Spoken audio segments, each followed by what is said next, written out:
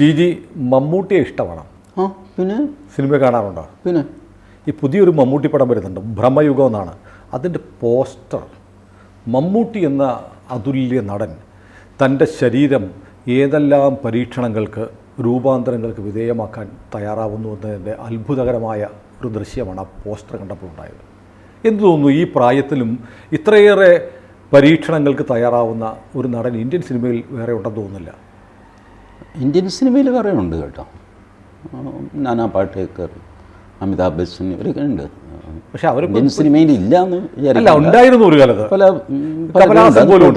അതല്ലെന്നുണ്ട്. മമ്മൂട്ടിയുടെ flexibility, Mammootty flexible നടനാണ്. Range ഒരല്പം കുറവാണ്. മമ്മൂട്ടിക്ക് ഒരു ഹാസ്യ നടനാവാനൊക്കെ അല്പം ബുദ്ധിമുട്ടാണ്. കോമഡി ജോണറിലുള്ള കുറേ സിനിമകൾ വന്നിട്ടുണ്ട്. ഉണ്ട്. ഇപ്പോൾ രാജമാണിക്യം, അത് സീരിയസ് ആണോ കോമഡി ആണോ എന്ന് ചോദിച്ചാൽ വേണമെങ്കിൽ കോമഡി എന്നും പറയാം. കോമഡി ഫ്ലേവർ ഉണ്ട്. അതിന് ഉള്ളിലൂടെ ഒരു ദുഃഖകഥ ത്രൂ ഔട്ട് സിനിമയിൽ ഒരു ദുഃഖകഥയുണ്ട്. പക്ഷേ മമ്മൂട്ടി ഞാൻ ഡെഫിനറ്റ്ലി ഒരു ഫ്ലെക്സിബിൾ ആണെന്ന് പറയും. ഏത് വേഷത്തിനും ഇണങ്ങുന്ന രീതിയിൽ തൻ്റെ ശരീരം മെരുക്കിയെടുക്കാൻ മമ്മൂട്ടിക്ക് സാധിക്കും. മമ്മൂട്ടി പുറകോട്ട് പോകുന്നത് ഡാൻസ് ഒക്കെ വരുമ്പോഴാണ്. അദ്ദേഹത്തിന് നൃത്തം വഴങ്ങില്ല. എന്നാൽ അത്യാവശ്യം ചെയ്തിട്ടൊക്കെ ഉണ്ട്. പിന്നെ ഇതിപ്പോൾ സിനിമയാകുമ്പോൾ അതും വേണമല്ലോ. അതിനായിട്ട് അദ്ദേഹം ചെയ്തിട്ടുണ്ട്. പക്ഷേ അതൊന്നും അത്ര ക്ലിക്കായിട്ടുമില്ല. ബട്ട് ഒരു അസാമാന്യനായ നടനാണ് മമ്മൂട്ടി, അക്കാര്യത്തിൽ സംശയമില്ല. ഫ്ലെക്സിബിളാണ്. ഏത് വേഷത്തിനും ചേരുന്ന രീതിയിൽ, ഏത് ഭാഷയിലും ഏത് സ്ലാങ്ങിലും. തിരുവനന്തപുരത്തെ സ്ലാങ്ങിൽ സംസാരിക്കും, കൊച്ചിയിലെ കാസർഗോഡ് സ്ലാങ് പോട്ടെ, കൊങ്ങിണി ഭാഷ, അവരുടെ ഒരു സ്ലാങ് ഉണ്ടല്ലോ, അവരുടെ മലയാളം, പ്രത്യേകിച്ച് കൊച്ചി എറണാകുളത്തൊക്കെയുള്ള കൊങ്ങിണിമാരുടെ മലയാളം. പൈ പ്രദേശത്തുള്ള സിനിമ അത് മനോഹരമായിട്ട്. എനിക്ക് ഹൈക്കോടതിയിൽ ഒരു കൊങ്ങിണി വക്കീലാണ് ഈ സ്ലാങ് ഇവർക്ക് പറഞ്ഞു കൊടുക്കുന്നത്. ഓ, അത് ശരി. അയാൾ എൻ്റെ ഒരു സുഹൃത്താണ്. അപ്പോൾ അയാൾ എന്നോട് പറഞ്ഞു ഇങ്ങനെ. അപ്പോൾ കൂടെ ഫോൺ ചെയ്യുന്നു, അയാൾ എവിടെ പോകുന്നു. അപ്പോൾ ഞാൻ ചോദിച്ചു എന്ത് പറ്റി? ഇങ്ങനെ ഒരു സംഭവം, അതിലെ ഉച്ചാരണം ശരിയാക്കാനായിട്ട് ഇടയ്ക്കിടയ്ക്ക് അവർ വിളിക്കുന്നുണ്ട്. ഈ ഉച്ചാരണം ശരിയാണോ? കാരണം മമ്മൂട്ടിയും ദിലീപും എങ്ങനെ വന്നു കഴിഞ്ഞാലും മലയാളം സ്ലാങ്ങിൽ സംസാരിച്ചു പോകും. അപ്പോൾ ഇയാൾ പറഞ്ഞു അല്ലല്ല, മലയാളം തന്നെയാണ്, പക്ഷേ ഉച്ചരിക്കേണ്ടത് ഇങ്ങനെയാണ്. കൊങ്ങിണിമാരുടെ എന്നൊക്കെയുള്ള ആ ശബ്ദമൊക്കെ വരത്തേക്കില്ല. ഇങ്ങനെയൊക്കെ ചെയ്ത് പെർഫെക്റ്റ് ആക്കുന്ന ആളാണ് മമ്മൂട്ടി. നിസ്സാരക്കാരനല്ല, സാമാന്യനായ നടൻ. ഞാൻ ഈ സമീപകാലത്ത് കണ്ടത് ഒരുപാട് പുതിയ തിരക്കഥാകൃത്തുകൾ, സംവിധായകർ, ഇവർ മലയാളത്തിന് പൊതുവിൽ പരിചയമില്ലാത്ത പ്രമേയങ്ങളായി വരുന്നു. ഒരുപക്ഷെ പരീക്ഷണ സിനിമകളായിരിക്കാം ഇതൊക്കെ. റോഷാക്ക് പോലെയുള്ള സിനിമകൾ മലയാളി കേട്ടിട്ടില്ല. ഈ മഷി പടർന്നുണ്ടാവുന്ന ഒരു പ്രത്യേക രൂപമൊക്കെ ആണല്ലോ. അത്തരം സിനിമകളൊക്കെ പരീക്ഷണ സിനിമകൾ മമ്മൂട്ടി ഹൃദയപൂർവ്വം സ്വീകരിക്കുന്നു. അതിന് മമ്മൂട്ടി കമ്പനി തന്നെ നിർമ്മിക്കുന്നു. നഷ്ടം വന്നാലും ലാഭം വന്നാലും ഞാൻ സഹിക്കാമെന്ന് പറഞ്ഞ്. അങ്ങനെ മലയാളത്തിൽ ഇപ്പോൾ മമ്മൂട്ടി മാത്രമേ ഉള്ളൂ. ഭ്രമയുഗം എന്ന് പറയുന്ന സിനിമ ഒരു പ്രേതകഥ പോലെ. അതെ. സത്യമാണോ, നടന്നതാണോ, ഇല്ലാത്തതാണോ തിരിച്ചറിയാൻ പറ്റാത്ത വിധത്തിൽ ഭ്രമയുഗം. അതാണ് ഈ ഭൂതപ്രേത പിശാചുക്കൾ എന്നൊക്കെ പറഞ്ഞ് നമ്മൾ കണ്ടു. അതേസമയം പെട്ടെന്ന് അപ്രത്യക്ഷമായി. ഞാൻ സുനിലിനെ വിളിച്ച് കാണിക്കുന്നതിന് മുമ്പ് കാണുന്നില്ല. ഇവിടെ ഒരു വെള്ളരൂപം നിൽപ്പുണ്ടായിരുന്നു. ചുമ്മാ മനുഷ്യനെ മെനക്കെടുത്താതെ എന്ന് പറഞ്ഞ് സുനിൽ പോകുമ്പോൾ ഇത് വീണ്ടും കാണും. ഇങ്ങനെയൊക്കെയുള്ള ഇതാണ് ഭ്രമം. ഇത് ചെയ്യാൻ മമ്മൂട്ടിക്കൊരു ധൈര്യമുണ്ട്.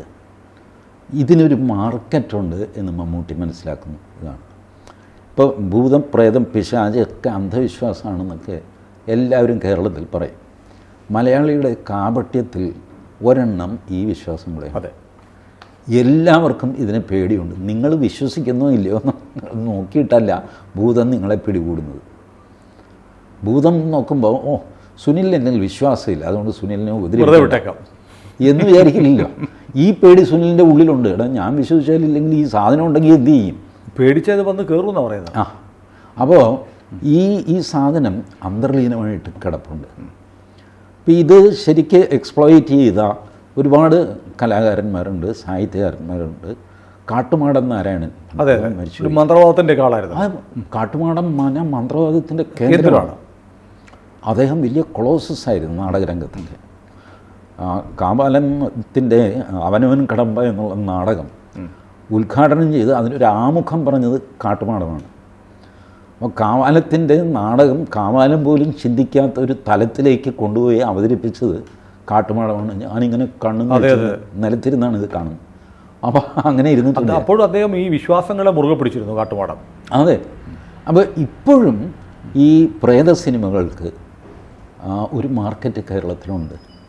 അത് പണ്ടൊക്കെ ഈ നിശീഥിനി എന്ന് പറഞ്ഞൊരു പാട്ട് കേൾക്കുക, വെളുത്ത സാരി സ്ത്രീ രൂപം, ഇതാണ് സ്റ്റാൻഡേർഡ് പ്രേതം. അതാണ് എത്രയോ കാലമായിട്ട് കാലനിലത്ത് മുട്ടാതെ ചിലങ്കയുടെ ഒച്ച മാത്രം ചിൽ ചിൽ എന്ന് പറഞ്ഞിങ്ങനെ കേൾപ്പിക്കുക. അപ്പോൾ നമ്മൾ പേടിച്ചോളണം, കറുത്ത പൂച്ചകരയും നമ്മൾ പേടിച്ചോളണം. പിന്നെ കണ്ണിങ്ങനെ ഇതായിട്ട് കണ്ണിൽ നിന്ന് പ്രകാശമൊക്കെ ഇങ്ങനെ വരും. കുറച്ചുകൂടെ അഡ്വാൻസ്ഡ് ആയ യക്ഷി. എന്നാലും ഈ വെള്ളസാരി ഉടുത്ത യക്ഷിയിൽ നമ്മളുടെ പ്രേതസങ്കല്പം കിടന്നു. ഇതിൽ നിന്ന് മോചിപ്പിച്ച് പുതിയൊരു പ്രേതസങ്കല്പം കൊണ്ടുവന്നാൽ അത് ക്ലിക്കാകും മലയാളത്തിൽ എന്ന് മമ്മൂട്ടിക്ക് അറിയാമെന്നാണ് എൻ്റെ വിശ്വാസം. അതാണ് അതിൻ്റെ ഒരു കൊമേഴ്സ്. പക്ഷേ ഒരു കലാകാരൻ എന്നുള്ള നിലയ്ക്ക് അദ്ദേഹം ഇത്തരം വേഷങ്ങൾ കെട്ടി ആടുന്നത് അദ്ദേഹത്തിൻ്റെ ഫ്ലെക്സിബിലിറ്റിയാണ് കാണിക്കുന്നത്. അല്ല, അത് മാത്രമല്ല ടി ജി, ഞാൻ പറയുന്നത് ഈ പുതിയ കഥകളുമായി വരുന്നത് പുതിയ എഴുത്തുകാരാണ്, പുതിയ സംവിധായകരാണ്, ലബ്ധപ്രതിഷ്ഠ നേടിയ ആളുകളല്ല. അവരുടെയൊക്കെ കഥകൾ സാഗൂതം അദ്ദേഹം കേൾക്കുന്നു. മമ്മൂട്ടി ഇപ്പോഴും ഈ തിരക്കുകൾക്കിടയിലും ഈ ഖ്യാതിക്കിടയിലും പുതിയ എഴുത്തുകാരെ കാണുന്നു, പുതിയ സംവിധായകരെ കാണുന്നു, അവരുടെ കഥകൾ കേൾക്കുന്നു. അവരുടെ സിനിമ അദ്ദേഹത്തിന് കൺവിൻസ്ഡ് ആയാൽ അദ്ദേഹത്തിൻ്റെ പണം കൊണ്ട് നിർമ്മിക്കുന്നു. അത് നല്ലൊരു കാര്യമാണ്. ഇവിടെയാണ് എനിക്കൊരു അഭിപ്രായ വ്യത്യാസമുള്ളത്. നമ്മുടെ മഹാനായ മറ്റൊരു നടനാണ് മോഹൻലാൽ. അദ്ദേഹത്തിൻ്റെ സിനിമകളെന്ന് പറഞ്ഞാൽ അദ്ദേഹം മലയാള സിനിമയ്ക്ക് ഒരിക്കലും മറക്കാൻ കഴിയാത്ത ലോകോത്തര കഥാപാത്രങ്ങളെ നൽകിയിട്ടുണ്ട്. പക്ഷേ അടുത്ത കാലത്ത് അദ്ദേഹം നിരാശപ്പെടുത്തുകയാണ്. മോഹൻലാലിൻ്റെ എന്ന് പറഞ്ഞ് നമുക്ക് മാറോട് ചേർക്കാൻ പറ്റുന്ന അദ്ദേഹത്തിൻ്റെ അഭിനയത്തിൻ്റെ അതുല്യ ശേഷി പുറത്തെടുക്കുന്ന സിനിമകൾ കാണാൻ കഴിയുന്നില്ല. ഒരു തമാശ, ഒരു നെഗറ്റീവ് മോഹൻലാലിനെ അപഹസിക്കുന്നതാണ്. എന്നാൽ പോലും ടി ജിയുടെ അറിവിലേക്ക് പറയാം, മമ്മൂട്ടി പുതിയ എഴുത്തുകാരെയും പുതിയ സംവിധായകരെയും അങ്ങനെ കൈപിടിച്ച് മുകളിലേക്ക് ഉയർത്തുമ്പോൾ മോഹൻലാൽ അദ്ദേഹത്തിൻ്റെ സമീപകാല സിനിമകളിലൂടെ വലിയ സംവിധായകരെയും എഴുത്തുകാരെയും നിലംപരിശാക്കുന്നു എന്നൊരു കമൻറ്റ് ഇങ്ങനെ അന്തരീക്ഷത്തിൽ പാറി നടക്കുന്നുണ്ട്. ഇത് നേരത്തെയും സംഭവിച്ചതാണ്. മോഹൻലാൽ പൊതുവെ അശ്രദ്ധനാണ്. മമ്മൂട്ടി അങ്ങനെയല്ല, സിസ്റ്റമാറ്റിക്കാണ് കാര്യങ്ങളിലെല്ലാം. അപ്പോൾ മോഹൻലാൽ ഫാനായിട്ടില്ല. ഞാൻ ഈ രണ്ടുപേരുടെയും ഫാനൊന്നുമല്ല, ഒരല്പം ക്രിട്ടിക്കലായിട്ട് തന്നെ രണ്ടുപേരെയും കാണുന്നു. രണ്ടുപേരിൽ ആരെയാണ് ടി ജിക്ക് ഇഷ്ടം? അപ്പോൾ അതിൽ രണ്ടുപേരെയും ഇഷ്ടമാണ്. അപ്പോൾ ഈ മോഹൻലാലിൻ്റെ ഒരു വല്ലാത്ത ഫാൻ എന്നോട് പറഞ്ഞു, ചേട്ടാ കണ്ടില്ലേ മോഹൻലാൽ തകർക്കുന്നു, അങ്ങനെ ചെയ്യുന്നു ഇങ്ങനെ ചെയ്യുന്നു. ഞാൻ പറഞ്ഞു, മോനെ മമ്മൂട്ടിക്ക് ഭരത് അവാർഡ് കിട്ടി, മോഹൻലാലിന് കിട്ടിയോ? ഇയാൾ ഞെട്ടിപ്പോയി. മമ്മൂട്ടിക്ക് 1990 ഭരത് അവാർഡ് കിട്ടി, മതിലുകൾ അതിൽ. മോഹൻലാലിന് അന്ന് ഭരത് അവാർഡ് കിട്ടിയിട്ടില്ല. അപ്പം ഞാൻ പറഞ്ഞു, നമുക്ക് ഈ തമാശയും കളിയും ചിരിയും മോഹൻലാലിൻ്റെ ഈ വശം ചെരിഞ്ഞുള്ള ഇതൊക്കെ എൻ്റർടൈൻമെൻറ്റാണ്. ബട്ട് ആസ് എ നടൻ മമ്മൂട്ടിയാണ് എസ്റ്റാബ്ലിഷ് ചെയ്യുന്നത്. തകർന്നുപോയി. 91 തന്നെ മോഹൻലാലിന് കിട്ടി എന്നാണ് എൻ്റെ ഓർമ്മ ഭരത് അവാർഡ്. പക്ഷേ അന്നും മുമ്പിൽ നിന്നത് മമ്മൂട്ടിയാണ്. കാരണം മമ്മൂട്ടിയുടെ റോളുകൾ മാത്രമല്ല, മൊത്തം ജീവിതം, ഡെഡിക്കേഷൻ, ഇതിനൊക്കെ ഒരു അടുക്കും ചിട്ടയും അച്ചടക്കവും ഉണ്ട്. മോഹൻലാലിന് ഇപ്പോൾ സംഭവിക്കുന്നത്, സുന്നി പറഞ്ഞ കാര്യം ഞാൻ ശ്രദ്ധിച്ചിട്ടുണ്ട്, മോഹൻലാലിൻ്റെ ശരീരം അദ്ദേഹത്തിൻ്റെ നിയന്ത്രണത്തിലല്ല, വല്ലാതെ തടിച്ചിരിക്കുന്നു. ഇപ്പോൾ മോഹൻലാൽ ഇൻസേർട്ട് ചെയ്ത് നടന്നു കഴിഞ്ഞാൽ വയറ് ചാടിയതായിട്ട് നമുക്ക് കാണാൻ പറ്റും. ഇതൊക്കെ വയസ്സാകുമ്പോൾ സംഭവിക്കുന്നതാണ്, ആർക്കും സംഭവിക്കും, നമുക്ക് രണ്ടുപേർക്കും ഒക്കെ സംഭവിക്കും. ബട്ട് മമ്മൂട്ടി ഇത് വലിയൊരളവിൽ നിയന്ത്രണത്തിൽ നിർത്തുന്നു. കുറച്ചുകൂടെ ചെറുപ്പമായിട്ട് കാണപ്പെടുന്നു, കുറച്ചുകൂടെ ബോഡി ഇപ്പോഴും മമ്മൂട്ടി. നേരത്തെ മോഹൻലാലിൻ്റെ ബോഡി വളരെ ഫ്ലെക്സിബിളായിരുന്നു, ഇപ്പോൾ അത് സാധിക്കുന്നില്ല മോഹൻലാലിന്. അപ്പോൾ ഇങ്ങനെയുള്ള പരിമിതികളിലാണ് മോഹൻലാൽ നിൽക്കുന്നത്. അതുകൊണ്ട് മോഹൻലാലിന് ചലഞ്ചസ് ഏറ്റെടുക്കാൻ, ഇപ്പോൾ പണ്ട് ഈ കർണൻ, ഭഗവതജുഗം ഒക്കെ ചെയ്യുമായിരുന്നു കാവാലത്തിൻ്റെ, അതിലൊക്കെ ഈ സ്റ്റെപ്സൊക്കെ വയ്ക്കണം, അതൊക്കെ അനായാസമായിട്ട് മോഹൻലാൽ ചെയ്യുമായിരുന്നു. ഏത് കമലദളം സിനിമ, കഥകളി പശ്ചാത്തലമാക്കിയ രംഗം എന്നൊരു സിനിമയാണല്ലോ. ഇപ്പോൾ ഇതിലെല്ലാം മോഹൻലാലിൻ്റെ ബോഡി അബ്സല്യൂട്ട്ലി ഫ്ലെക്സിബിളായിരുന്നു. ഇപ്പോൾ ആ ബോഡി അത്ര ഫ്ലെക്സിബിൾ അല്ല എന്നാണ് ഞാൻ കണ്ടിട്ടുള്ളത്. ഈ എന്തൊക്കെ പറഞ്ഞു കഴിഞ്ഞാലും നടീനടന്മാർക്ക് ശരീരം ഒരു പ്രധാന ഘടകമാണ്. എങ്ങനെയെങ്കിലും ഒരു ശരീരമുള്ള ഒരു മനുഷ്യനെ കൊണ്ടൊന്നും സിനിമയിൽ നമുക്ക് അഭിനയിക്കാൻ പറ്റില്ല. ആൾക്കാർ കാണില്ല. അതെ അതെ. പല്ലുമൊക്കെ പൊങ്ങി വയറ് ചാടി ചട്ടുകാലുമൊക്കെ ആയിട്ടുള്ള ഒരു മനുഷ്യന് ഒരു കഥാപാത്രം കൊടുക്കുക എന്നുള്ളതല്ലാതെ അയാളെ നായകനാക്കി ഒരു സിനിമ എടുക്കാൻ പറ്റില്ല. ത്രൂ ഔട്ട് 2-2.5 മണിക്കൂർ ഇയാളെ കണ്ടുകൊണ്ടിരിക്കാൻ പറ്റുമോ? അപ്പോൾ ശരീരത്തിനൊരു പ്രാധാന്യമുണ്ട് സിനിമയിൽ.